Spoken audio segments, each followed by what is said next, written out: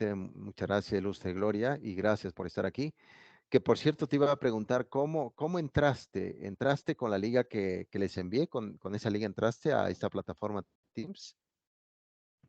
Sí, maestro, siempre entro con la liga que usted nos envía en el mensaje. Siempre entro directo. Sí, fíjate qué curioso. A mí esta plataforma ahorita se me presentó muy distinta a la plataforma anterior. Deduzco que fue una actualización del software. Entonces yo creo que esa actualización del software provocó también otras aristas, ¿no? Diferentes. Pues muy bien, Ilustre. Espero que alguien más pueda ver esta charla del día de hoy. Estamos ya con las escuelas del pensamiento del siglo XX. Ya vimos lo que es parte del conductismo, que el conocimiento se enfoca, porque uno de los temas de la pedagogía es y organizar el tema del conocimiento humano. El conocimiento humano, por lo tanto, dentro del conductismo que ya habíamos visto con el propio Pavlov, Skinner, Watson, Thorndike también está por ahí. El propio conocimiento se encuentra dentro del sujeto, en el sistema digestivo, como comentó el propio Pavlov. Al igual que en su momento el propio Skinner hablaba de un reforzamiento positivo, por el cual podemos determinar la conducta de unas personas, pero también la forma como se debe de llevar a cabo. Por eso es importante que dentro del conductismo muchas veces se pierde de vista el proceso, es decir, todo el camino de la propia educación que pueda llevar a cabo el propio estudiante. Por ello, dentro del conductismo se maneja también los premios y los castigos. No necesariamente así, pero ese es el conductismo clásico. Pero a veces no siempre podemos dar premios. Por lo tanto, la educación o aprender no solamente sea un premio para el sujeto, sino también una forma como puede ir transformando su propia realidad. Pero dentro de este tipo de forma de pensar, podemos decir que el conductismo también tiene aspectos favorables, porque podemos también a través de ese tipo de reforzamiento positivo, en ver cómo una persona no lleva a cabo con claridad su aspecto de aprendizaje. Por eso es importante que podamos dar siempre un aspecto positivo, una afirmación positiva en decir, bueno, saliste mal por esto. Es decir, la evaluación también es un instrumento conductual. A través de esa evaluación podemos darnos cuenta si el alumno pasó o no pasó la materia, pero el alumno se debe dar cuenta que ese proceso no es el final de todo, sino el final es su propio aprendizaje. Por eso a veces cuando uno trabaja a través de esos premios, el alumno se fija en el premio y no en el proceso del aprendizaje. Ese fue el propio conductismo que ya lo hemos reflexionado anteriormente, Ilustre, y yo creo que nos puede dar también ciertas tentativas y claridad de lo que puede ir trabajando el tema del conductismo. El conductismo ve la mente humana como una caja negra. Así lo comentó la profesora Frida Díaz Barriga en su libro Estrategias docentes para un aprendizaje significativo. Ese libro yo lo tengo, Ilustre, Gloria, si gusta te lo puedo enviar.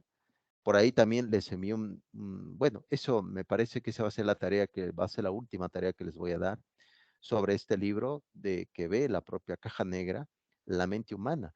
Y nos recuerda un poco a Aristóteles, donde mencionaba que la mente, es decir, el sujeto, el niño es una tabula rasa, es mente en blanco. Cuando llega al aula de clases, el niño pues no lleva experiencias. La experiencia la va a adquirir en la escuela, pero por eso vemos que la propia educación no se vuelve una educación activa, sino una educación totalmente pasiva, donde el alumno va recibiendo información. A eso le llamó la pedagogía crítica del siglo XX con Paulo Freire, le llamó educación bancaria, que lo toma del libro Pedagogía del oprimido. Es decir, el niño va solamente adquiriendo, se le va depositando información sin ninguna utilidad para él. Es decir, esa información que recibe, él no lo reflexiona para sí mismo y no se da cuenta de cómo lo puede llevar a cabo a través de la vida. Una de las escuelas del pensamiento que se opuso a este tipo de conceptos de un conductismo muy clásico en determinar al sujeto que está determinado para hacer ciertas cosas, que no es así. El sujeto tiene ideas que van cambiando, al igual que la propia inteligencia que va cambiando, al igual que nos comentó Howard Gardner.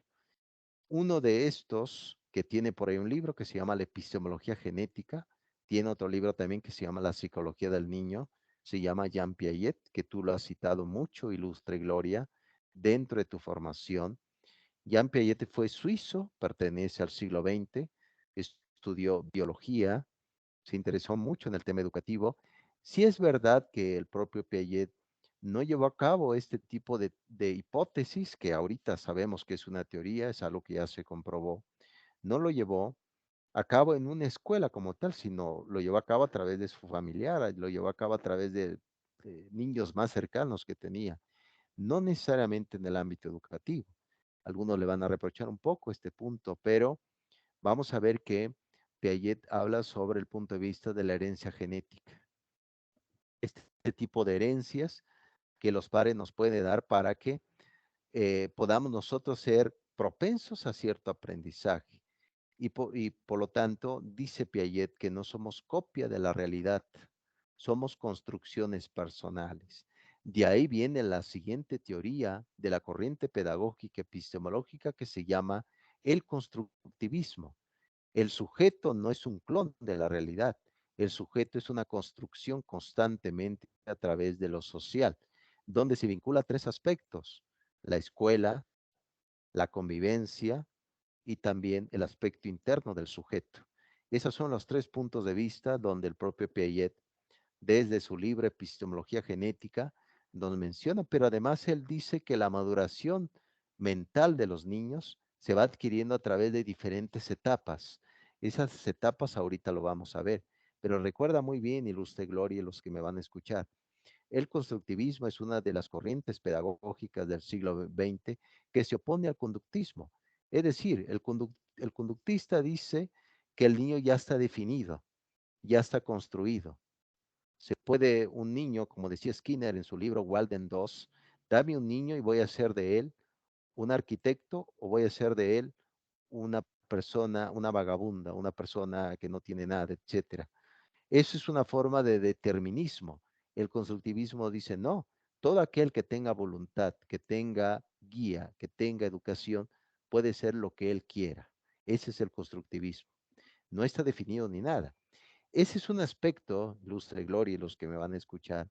La propia pedagogía hasta acá se determina a través de una acción educativa. Vamos a ver ya la pedagogía crítica que por ahí viene de Freire, el propio Federico Froebel con el Kindergarten, la escuela de John Stuart Mill que se llamó la escuela de Summerhill, que te recomiendo, Gloria, por ahí si lo quieres comprar, la escuela de Summerhill, del propio Alexander Neal, del Fondo de Cultura Económica, donde él se fue al extremo, el libertinaje. Claro está que una escuela también tiene su normativa. Hoy vamos a ver también a una italiana que publica el libro 1907 llamada Pedagogía Científica, María Montessori, que pertenece a estas escuelas del pensamiento llamado el constructivismo. ¿Tienes algún comentario, usted, Gloria, que sea un poco más de conversatorio el día de hoy? No, maestro, lo estoy escuchando y tomando notas. Ahorita si tengo alguna duda yo le comento. Gracias. Ok, muchas gracias, Ilustre, muy bien. Entonces, Piaget, todo un proceso muy interesante y sobre todo al igual que van a recordar este punto, la pedagogía se pregunta de dónde proviene el aprendizaje. Esa es la principal pregunta de la pedagogía. ¿De dónde proviene el aprendizaje? Algunos han dicho que viene de la sociedad. Ahorita vamos a ver al propio Vygotsky. Otros dicen que viene de una herencia innata de los padres, que es el constructivismo. Otros dicen que es una conducta que se puede repetir, como es el conductismo y diferente forma. Por ejemplo, Rousseau decía que uno ya adquiría el conocimiento a través de la naturaleza, a través de la interacción con lo natural. La sociedad corrompe al sujeto, decía Rousseau. Un sujeto es bueno por naturaleza. Pero Piaget dice, no, hay diferentes factores. Uno de esos factores, la herencia que mis padres me pueden dar, esa es la parte genética, la parte innata que está ahí. Por eso ahora sabemos que hay alguien que es propenso a ciertas habilidades y otras no, y eso a veces frustra ese camino que podemos dar, porque podemos darnos cuenta que a través de varios estudiantes dicen, bueno, yo no soy bueno para las matemáticas, significa que no tengo inteligencia, todo lo contrario.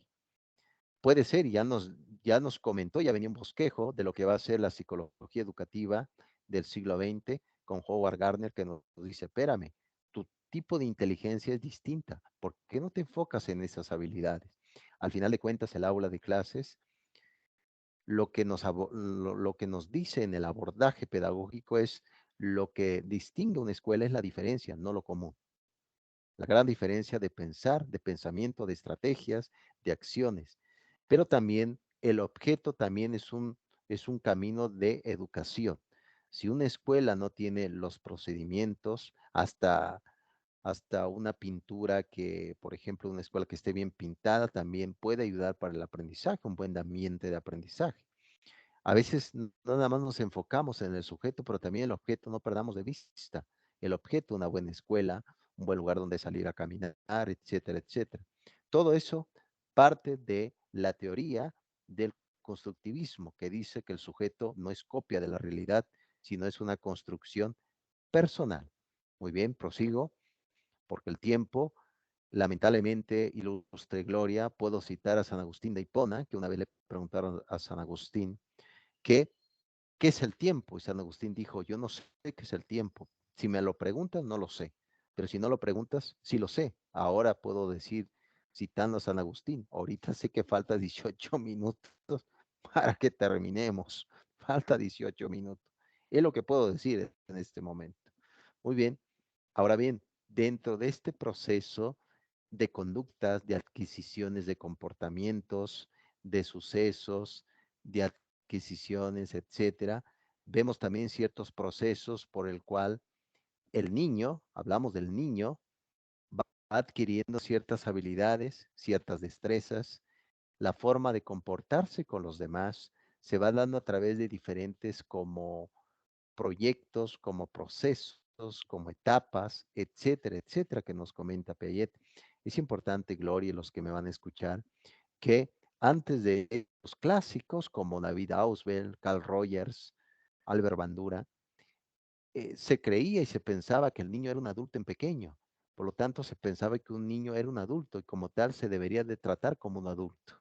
Ahora sabemos que es un mundo muy distinto, al igual la forma de llevar a cabo un aprendizaje, un currículo, una pedagogía, etcétera, etcétera, es distinto. Por lo tanto, aquí en este tipo de 4 áreas que dice el propio Piaget, habla de la maduración. ¿Cómo va a madurar un niño? Dice Piaget si no hay interacción con los demás. Ahora vemos también esa gran dificultad que hubo de esa pandemia. La pandemia, el aislamiento afectó mucho a los niños, claro, está no digamos los adultos, pero a los niños afectó bastante porque no hubo esa interacción que se buscaba, esa forma también de entrar, ir dando pautas para que podamos ir socializando con los demás, la maduración. Hay otra parte también que se toma de la parte de la fuente del conocer, es decir, la experiencia es algo que no se adquiere en este momento, sino se va a adquirir en interacción con lo social. Ese tipo de experiencias se le puede llamar empirismo, como se dice en términos griegos, empereia. El conocimiento se quiere a través de la interacción con los demás. Y claro está, hablamos también de la transmisión social, que es la escuela. La escuela es un concepto social, la escuela es un grupo social.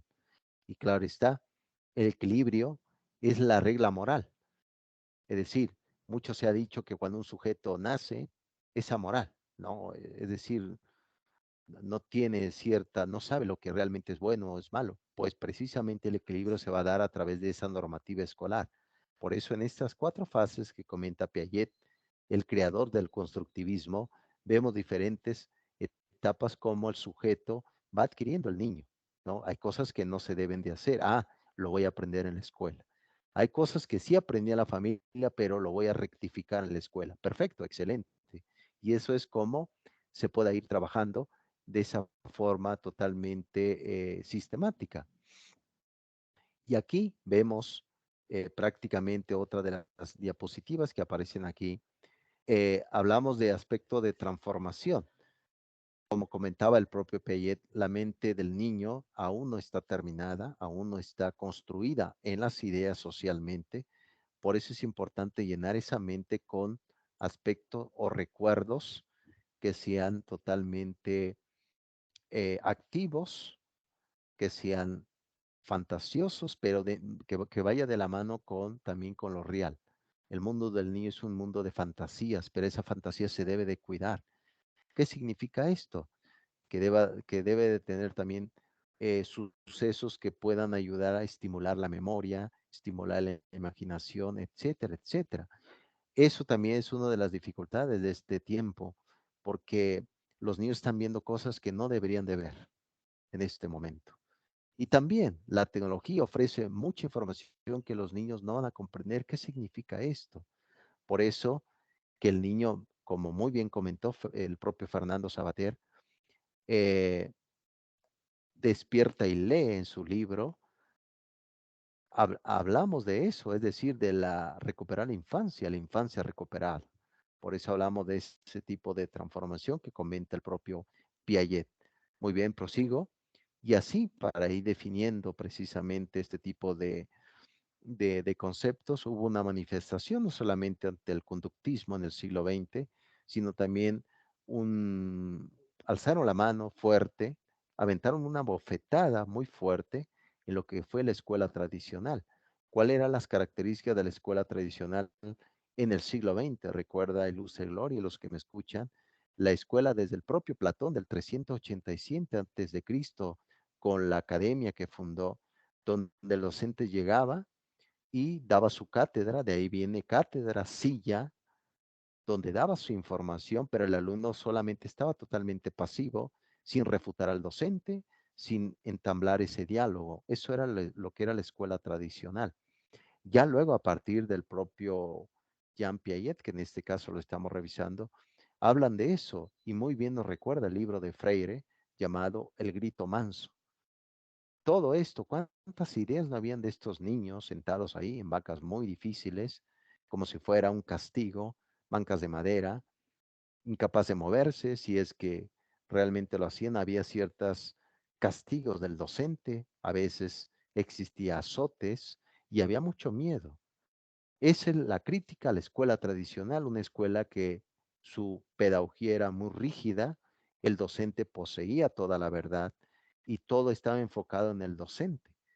No había una educación enfocada en el alumno, todo era enfocado en el docente. Y a través de eso se dictaminaba calificaciones, no evaluación. Calificaciones, que es muy distinto a la evaluación. Calificar siempre generaba una desviación dentro de los grupos, como categorías. Tú eres el que no sabe, tú eres el que sí sabe. Siempre había desviación, siempre había un punto de división que ocasionaba eso. Es decir, esa parte de convivencia no se daba porque había esa gran división. Y claro, desviaba la atención a aspectos de cuidarse a uno mismo porque el profesor te podía golpear, etcétera. Por lo tanto, muy bien se ha dicho, diálogos sordos. La escuela clásica o la escuela tradicional, como se conoce. Ese es el punto de vista de lo que fue el siglo XX. Ahora pregúntate, Gloria, pregúntense los que están aquí, ¿cuántas escuelas no todavía son tradicionales? Donde el docente se la pasa hablando, hablando, hablando, cada una de las clases, todas las horas, sin que el alumno pueda cuestionar, retomando y retomando ese concepto de Aristóteles, que el sujeto es tabula rasa. ¿Qué significa esto? Que lo que él sabe no es importante para el aula de clases, pero ahora sabemos todo lo contrario. Un alumno puede decir, oye, profesor, yo fui con mi mamá a hacer esto. Ah, un docente debe sacar provecho de toda la experiencia que vive el niño, toda, de casa, en el campo, con sus amigos, porque esa experiencia también puede ser una forma de comentar y que se forme un diálogo interactivo entre el docente y el alumno y que no sea un diálogo sordo, un soliloquio consigo mismo. ¿Algún cuestionamiento, Ilustre Gloria? Ya nos queda 10 minutos. ¿Algún cuestionamiento? ¿Algún comentario? Fíjese, maestro, que al Sí, escucharlo estaba viendo, por lo que dice que lo que es la escuela tradicional, yo siento que todavía tenemos muy arraigado la escuela tradicional, porque todavía no se da toda la interacción que se debe de dar dentro de las aulas.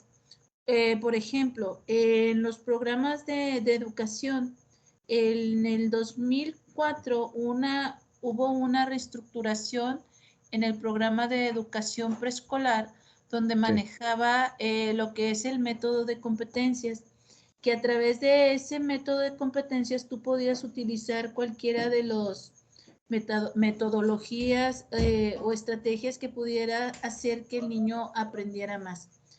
Anteriormente había un programa que se llamaba de proyectos, que en 1992, algo así, Sí, que ese era que enseñabas lo que al niño le interesaba, pero perdíamos como, o se perdía cierto piso, no sé cómo expresarlo ahí, en que en lugar de enfocarnos a lo que el niño quisiera aprender, nos enfocábamos a lo que los maestros se les hiciera más fácil de enseñar.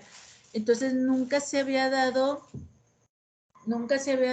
o a lo que yo he tenido de experiencia, que realmente se dé una enseñanza con lo que son los aprendizajes significativos, porque siempre tenemos que cubrir o siempre se tiene que cubrir un programa en el cual llevamos un aceleramiento que todavía yo siento que lo manejamos como tradicional, porque todavía no le damos esa libertad que el niño necesita para construir sus propios aprendizajes, como dice Jean Piaget.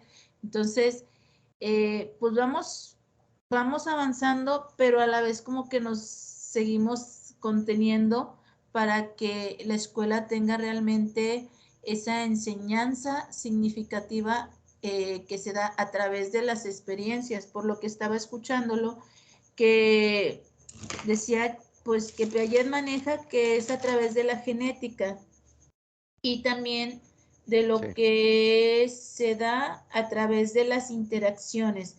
Pues la pandemia nos lo enseñó muy bien, que la interacción es esencial para el aprendizaje del ser humano, no solamente para los niños, sino para el ser humano en sí. Es importante interactuar para poder compartir y a la vez aprender.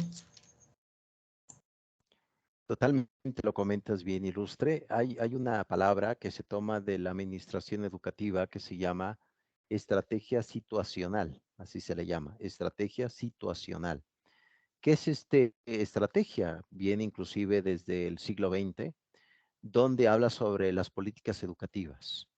Por más que exista buena corriente pedagógica, por ejemplo, en una escuela que se utilice, por ejemplo, el cognitivismo, por ejemplo, el aula invertida, el tipo de aprender a aprender, siempre va a estar regida por una política educativa. ¿Qué significa esto? Que la política educativa rige también sus programas de estudios.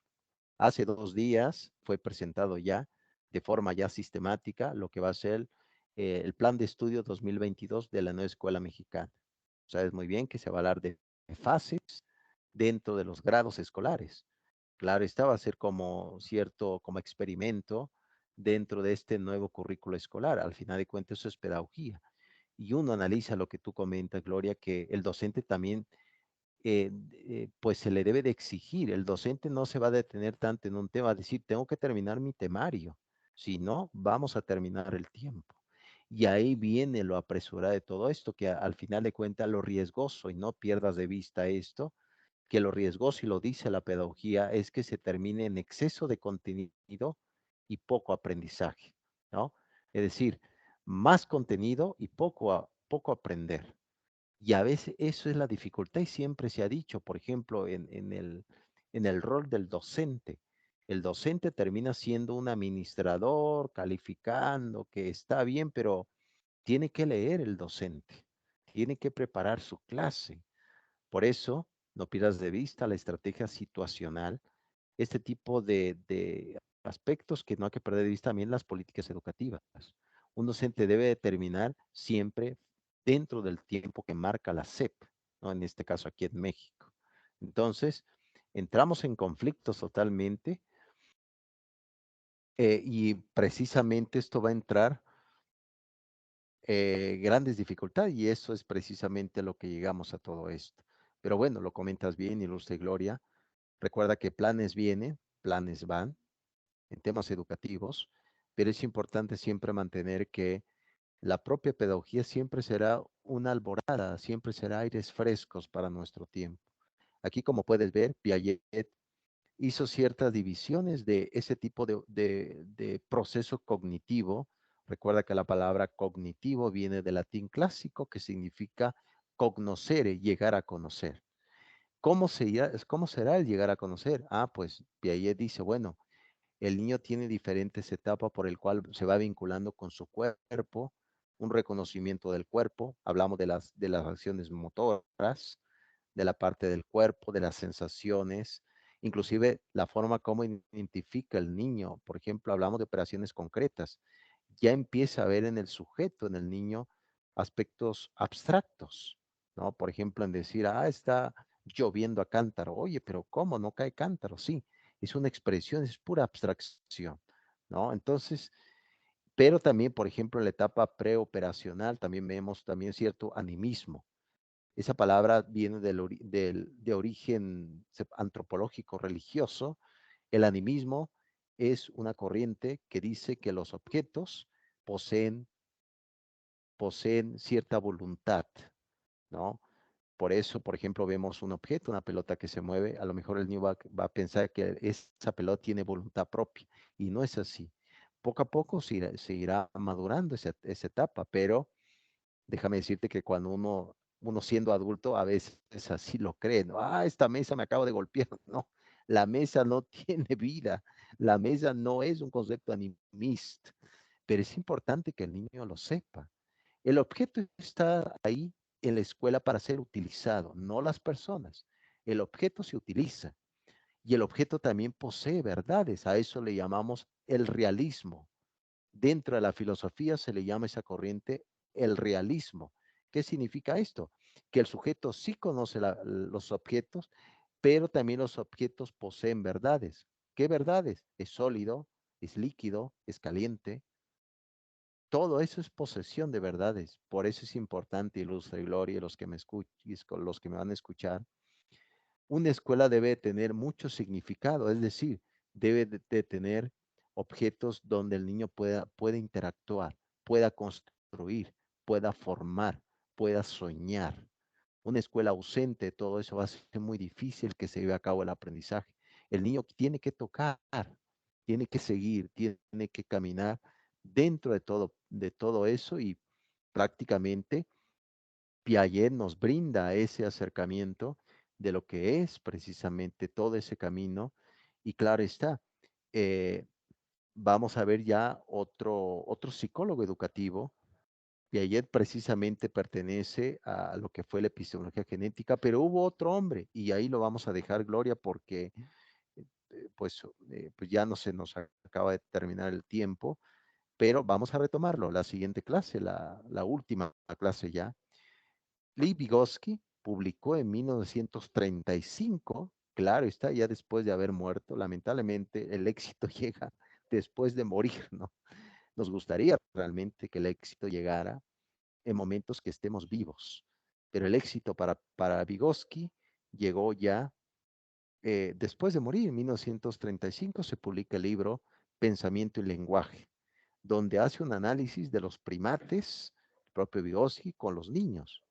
Claro está que el niño ahí se aplica lo de Piaget, hay una herencia también del tamaño de centímetro cúbico del cerebro por el cual se adapta al mundo, transforma su realidad y también se da cuenta de que existe. Pues precisamente el propio Lev Vygotsky nos va a dar en pedagogía la siguiente afirmación: zona de desarrollo próximo. ¿Qué significa esto? Que lo social no determina al sujeto, pero el sujeto también determina lo social. ¿Qué significa esto? Que el sujeto no aprende solo, necesita de la sociedad y luz de gloria. Y ese es el camino que podemos hacer en esta travesía del propio Vygotsky del siglo XX. Lamentablemente murió de sífilis y bueno, sufrió también otras enfermedades del propio Vygotsky. Sufrió por ahí algunas terribles circunstancias, etcétera, de enfermedades y también le dio tuberculosis, ¿no? La tuberculosis fue terrible y ahí pues hago una aclaración, no fue realmente sífilis, fue tuberculosis, esta enfermedad que le dio terrible, pero yo creo que este psicólogo de la época de la Unión Soviética nos dio y nos brindó siempre pautas para pensar el tiempo y nuestro mundo, zona de desarrollo próximo. Muy bien, Gloria. ¿Qué te llevas de esta pequeña sesión el día de hoy? Tuvimos dificultades, pero para la siguiente vamos a entrar en tiempo y ya para que podamos tener la hora exactamente de esta actividad de Luz de Gloria. ¿Qué te llevas del día de hoy? Muy interesante la clase, maestro, que duró muy poquito, pero está muy interesante. Bueno, a mí me gusta mucho las teorías de Piaget y Vygotsky también he leído un poquito, no mucho de él, pero Sí. sí, sí me llevo mucho. Muchísimas gracias. No, gracias a ti por conectarte, Gloria. Aprecio tu tenacidad. El día de mañana voy a enviar la última tarea ya para que, bueno, tú has enviado todas las tareas, ya tienes más. Yo creo que ya tienes ya muchos puntos extras para regalar, Ilustre Gloria.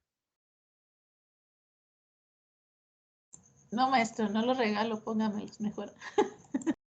Sí, yo creo que vas a salir con excelente calificación, sin duda alguna. ¿Qué te parece, Gloria, si para la siguiente ya nos conectamos? Igual me voy a conectar antes, unos 20 minutos para ver cómo va entrando y todo, y para que podamos seguir. Y espero terminar con Howard Gardner, con la teoría de las inteligencias múltiples. Entonces ya con eso y también vamos a hablar un poco de Daniel Goleman, la inteligencia emocional, que es otra de las ramas que entra en la propia pedagogía, no solamente formar el cuerpo, la mente, sino también las emociones. Muy bien, Gloria, cuídate mucho y les voy a enviar el video de esta charla que tuvimos el día de hoy. Le agradezco mucho, maestro. Muchas gracias por su esfuerzo. Muchas gracias. Cuídate mucho, bye bye. Bye, maestro.